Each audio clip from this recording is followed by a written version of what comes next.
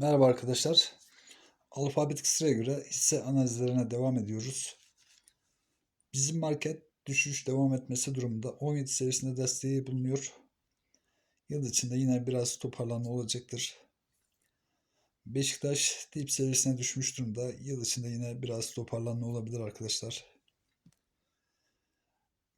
Bilici yatırım yaklaşık 2 yıldır yatay seyrediyor. Yıl içinde yükselişe geçme ihtimali bulunuyor. 13 seviyesinde ise desteği bulunuyor arkadaşlar. BMSel Çelik arkadaşlar ise tepede duruyor. Düşüş derinleşebilir de 9.50 seviyesinde desteği bulunuyor. Bantaj ise biraz daha yükselecek görünüyor.